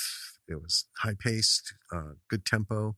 Mm-hmm. And it kept its head at the same level above the water. Yeah. Peripherally. What's going on? Anyway, yeah. That would lead to my next lesson. Write it. Yes. Write it. There's no magic formula to write a comedy like this. The buffoonery level. I mean, there's like super intelligent comedies that rely on timing and stuff, almost like a stand-up routine. Got to have the timing, got to have the setup, got to have the delivery and stuff. But when you're doing the physical stuff, you don't even need to know how to format the fucking script correctly for it. Right. Especially if you're writing it for yourself. John walks in, he's going to get hit in the head with a thing. You know what the fuck's going on. Mm-hmm. As long as you can explain it to the actors and make it happen, everyone's happy. Although, that being said, I do encourage you to learn how to correctly write a screenplay in all levels and formats for all genres. That's just, it makes life easier. Yes. But I'll use Ryan Kruger as an example again. When you shoot a whole movie based on 3 pages of notes, and that's your working script, if you're that good, and he is, as clearly the Friedberry phenomenon is showing, do it that way too, Yeah. But if you want to work with the big studios, you gotta walk in with the right structure. Yes. Otherwise they get angry and frustrated. Right. Where are my pages? Yeah. I don't have a script. Well. Yeah, that little moment of silence is exactly what you're going to get on the other end of the phone. And I talked about it at the beginning, pay your people, do what you can, be cool. I guess that's the thing, is be cool. Recognize you may have created it. Yes. Okay. But everyone else made it a reality. So pay them their due, right? as you can, the best you can. I think that's all anybody wants, you know. I think so. Yeah, I don't know. I would imagine people get reputations as, oh, this fucking guy, yeah, he's made 5 feature films, as an indie filmmaker. He's never fucking paid anybody. I mean, ultimately, that's got to get around. Yeah, I mean, where people can be like, yeah, I'm not interested in your bullshit anymore. I would imagine so. But hey, why? I don't know. I mean, the people we've talked to have been cool about stuff. Yeah. They get it. And I guess there's a difference between the professional independent filmmaker and just the swinging dick independent filmmaker. Yeah. Right. A professional filmmaker doesn't necessarily have big budgets, like, Pondo Enterprises, right?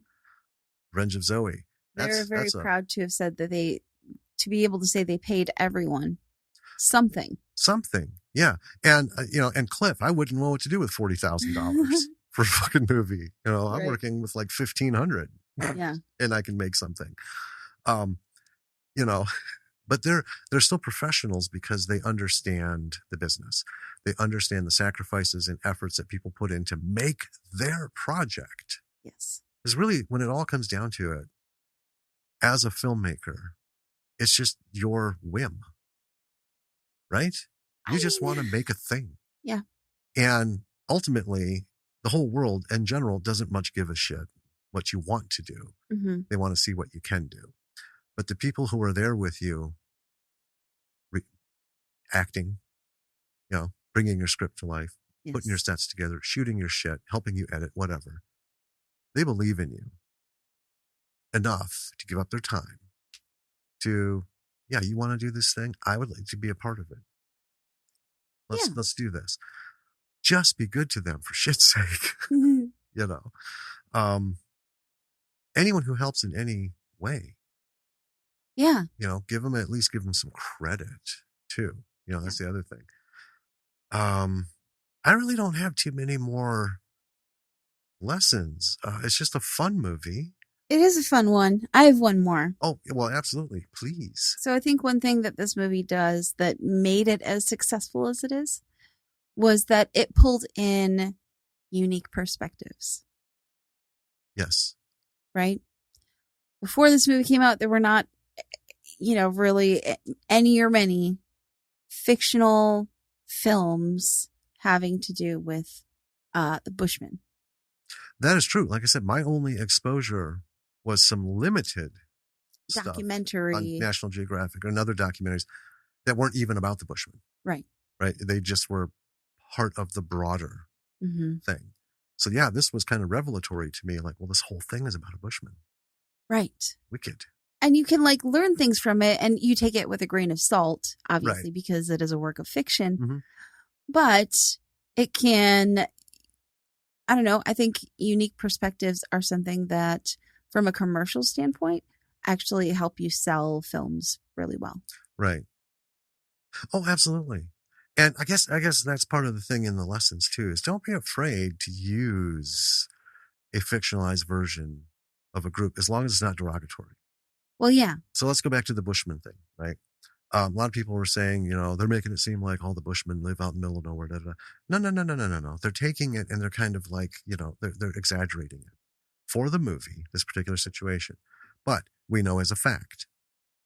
And it's funny, if any of you have watched Ewan McGregor's series, All the Way Round. Long way round, long way up, long way down. Yeah. Where he and his buddy Charlie travel around the world. On motorcycles. Yeah. From, top to bottom to top, and from side to side. Yeah. When they went through Africa, they did come across and were invited to a tribe that had no desire to do anything modern. Now, they had contact with modern people. Right. Because, obviously how would you get invited? And they wore modern clothing. But they chose to live in the exact way, right? They could have, little shanties and metal houses and stuff. No, they have their traditional huts that they've had for thousands of years, and that's how they want to live.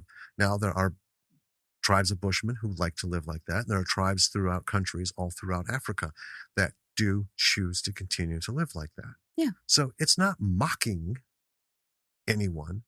It's showing if there was a tribe of Bushmen who were just living traditionally and haven't been in contact with civilization, right? And we know that those people are getting fewer and fewer. Yes. Like we know down in South America, there are, well-documented bits of tribes discovered.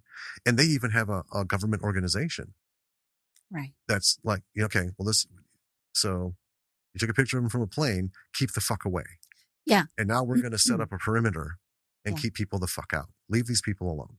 Yeah. Right? If they've never been in contact with modern civilization, let's leave it that way. Yeah. Right? It's worked for them so far. Yeah, it seems to be working. Unless what we're doing could potentially kill them, like burning down their shit. I mean, right? I think, yeah. Then they'll send someone in and be like, okay, dude, you got to go. We can't stop the forest getting cut down, but we can pick your shit up and move you so you don't get rolled over. Yeah. Right? I mean, I would certainly hope that both North and South America learned, long enough ago. Don't just leave the native people alone. Yep, walk away.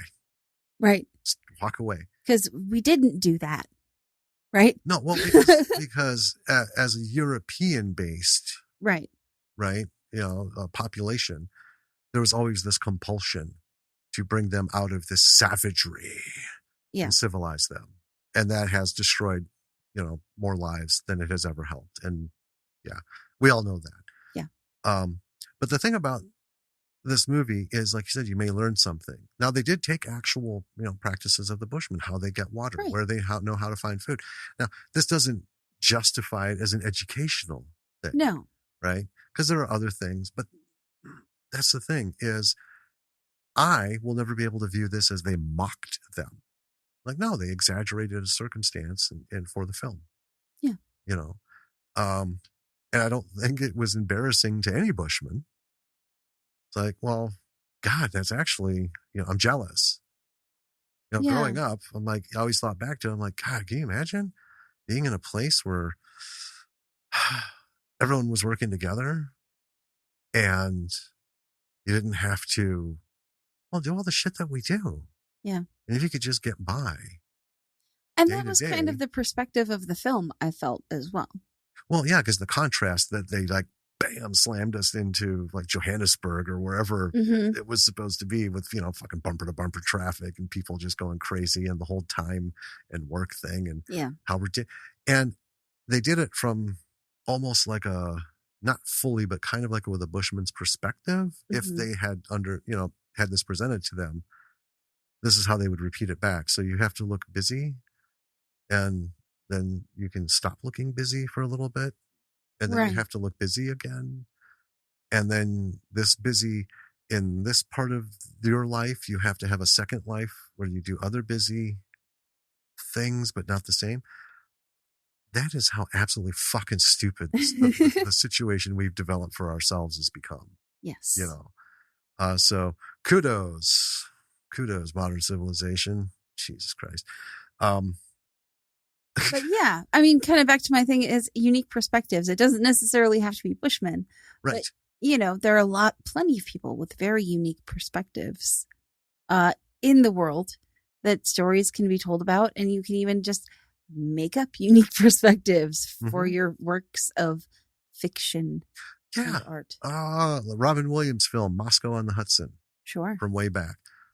Guy who was a circus performer decided not to get on the bus when they came to New York City from Russia to a performance, and he, applied for asylum. And then we see New York City through his perspective. Right. Then we have comedians like Yakov Smirnoff, who back in the day was a big deal because he was in the movie as well. His whole comedy thing was his comedy was based on his experiences in America and how he perceived the stuff. And then he just exaggerated and blew it up to a comedic level, but you're listening to it and you're thinking, that's actually, it's not that fucking far off. Yeah. social media it has exploded the last few years with this very thing. Articles about, how Europeans look at these things in America and stuff, and how Americans view things in whatever country the article's taking place in. We're all different. Oh, yeah. And we all do shit that is so ridiculously stupid at some level. It deserves mocking, Yes. right? No matter who you are, where you come from. But that's kind of where comedy comes from. Yes. Is just the ridiculous reality of something. So you make fun of it, Sure. That's, yeah. Yeah. So, yeah, I the get perspectives thing is wildly accurate. Yeah. And I mean, even if it isn't for comedy, right? One of the things that they will tell you over and over again when you're learning how to like pitch things, and when specifically the like, why you, why now, if you're writing something about a medical practice, for instance, and you're like, well, I did go through medical school and I was a resident for a bit, and this is kind of based off of the really fucked up hospital that I worked in, right? And it's my unique perspective on things. Yep. That's not a great example because there's like a shitload of medical dramas, but well, yeah, but we get it. Yeah. Don't be afraid. Don't be afraid to do a perspective thing. Don't be afraid to do a buffoonery level thing. Yeah. Do be afraid to do a puerile thing. I don't think we need those anymore. I think we can get back to, let's just be funny, and let's not be gross about it, and let's not be infantile and immature about it, because it doesn't make you a grown up.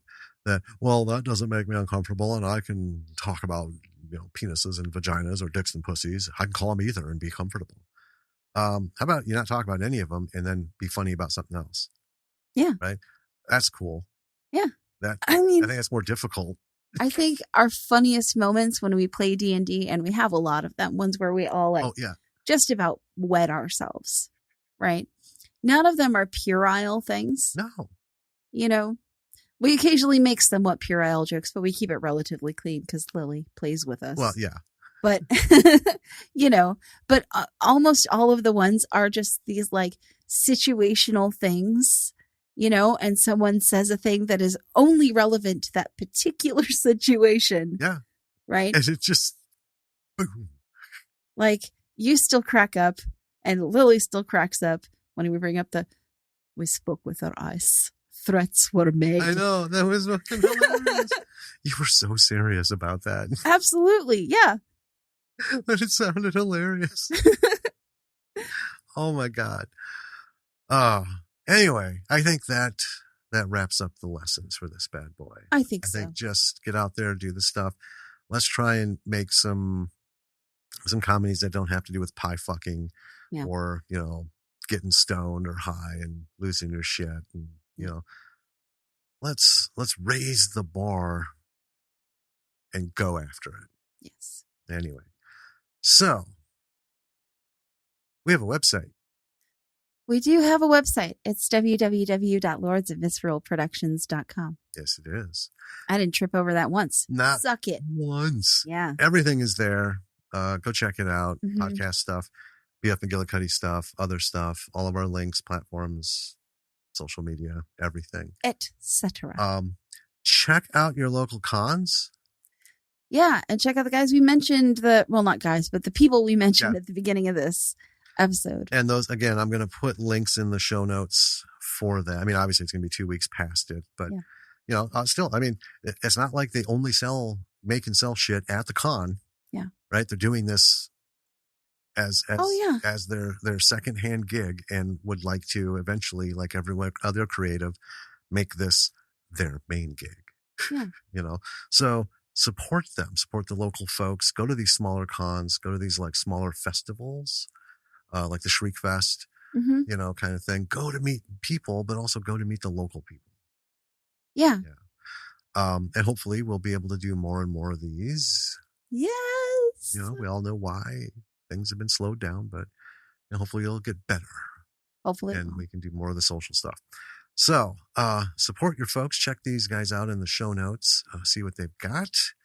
I have 2 more things to say. Please do.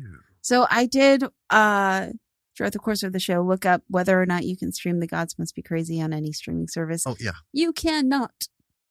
However, you can buy The Gods Must Be Crazy 1 and 2 online for like $30 a DVD. Okay, I would just like to say skip Gods Must Be Crazy too. Yeah. It was a formulaic attempt to capitalize on the brilliance of the first one, and it fell way short. Well, when I searched it up, the first thing that popped up is a double feature that has both of them in the same DVD case.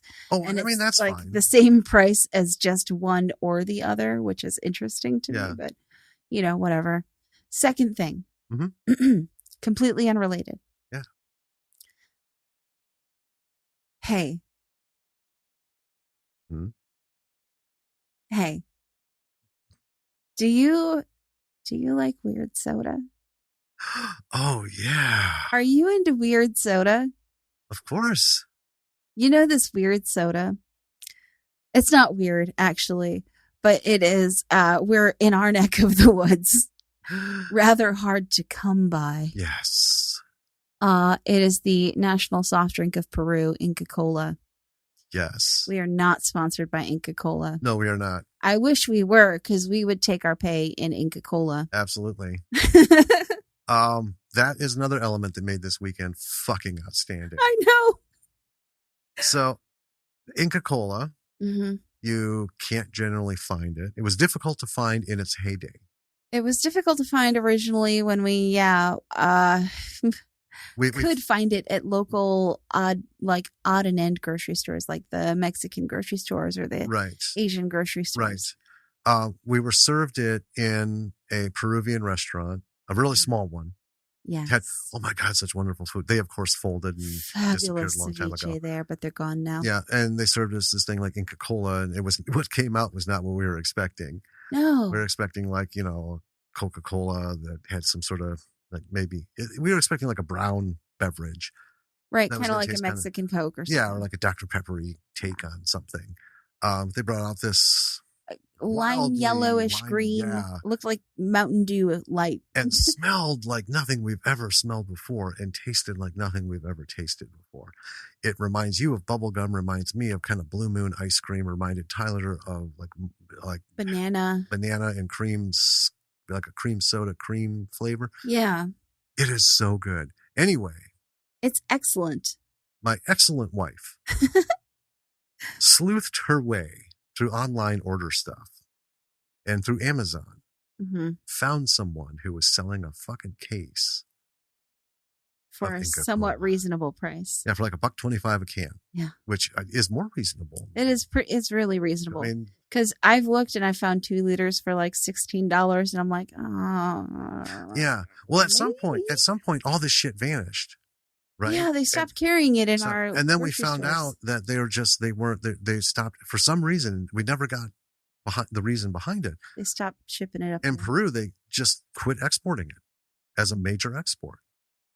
Right. And now rumor has it there is that one Peruvian restaurant that I think is still alive on State Street. Maybe. That served it because we talked about maybe we could call them up and say, hey, do you have like a case of Inca Kola? Six-pack from you? Yeah. Can I even just buy a 6-pack off of you?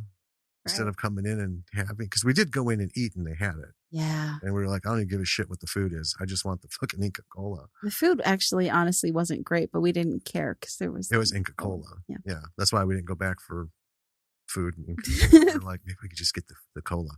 Right. But anyway. Yeah. So we have a case. It's hilarious because I forgot that I ordered it completely. I know. Because it took more than your standard 2 days. From Amazon Prime. Yeah, it's not a Prime. No, it is not. And then I went out to do something and I happened by the mailbox and I saw this package and it had my name on it. And I was like, huh, what did I order? And I looked at the from address, which essentially just said like Los Libros de Español. And I was like, I don't think I ordered any Spanish books. But I picked it up and I was like, it's heavy enough to be books. What is happening?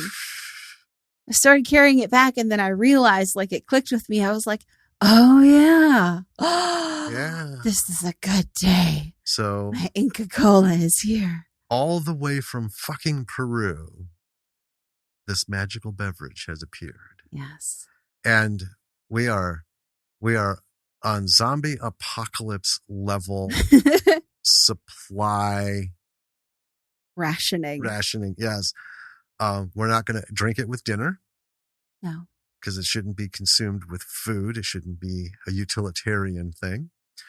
And we're also not putting it in Lily's lunches because she's always saying how, like, you know, when I bought her that coffee, she's like, well, don't put it in my lunch. I just want to take it to school because if I drink it for lunch, I'm just going to go glug, glug, glug, glug, glug, glug, to hurry up and, you know, like, well, you can't do that with Inca Cola. It's a special treat. Yeah. So it's kind of like a treat night. Let's have an Inca Cola. Yeah. Now, in my mind, this is going to last much longer than it actually is. I think by the end of this week, it's going to be fucking gone in a memory. But for sure, I like to believe that we'll make it last as long as we can. Well, now I want one. I kind of want one. I want too. Death Wish backed up by Inca Cola. All right. So, folks, look up Inca Cola. If you can find it somewhere, order some, try it out. And if you like it, keep hunting for it because we will. And hopefully, maybe, you know, if we can get people ordering this shit, maybe they'll be like, you know, unless there's like a pandemic reason, because but it disappeared before the pandemic. I love how you turn this into like a kind of practical reason for bringing it up when my real reason was just to be like a little braggadocious. Yeah, I get it. But I take the joy of what you brought up and now I'm turning it into action. Action. Yeah. Nobody should have to live without Inca Cola. That's Not like true. this. It's so good. Not like this. So, you know, if we can get people ordering it, maybe they'll be like, oh, fuck, maybe it'll be worth sending it back up there. I don't know. I don't know what the story behind it is, but all I know is we have it. We're going to enjoy it. And when it's gone, we'll just be like fucking crack addicts, just bouncing off the walls of a locked room. Like, for the national soft drink of Peru. I know, man. Why they struck it big with that one. That was a big win. Yeah, it's so good. Anyway. Right. So, B-siders, be good to one another. Do your thing. Support people, you know, social media, reach out, form your tribes, and just support one another. Be positive. Yeah. All right. Until next week. B-siders, this is Jim. And this is Danny. And we will talk to you soon. Bye.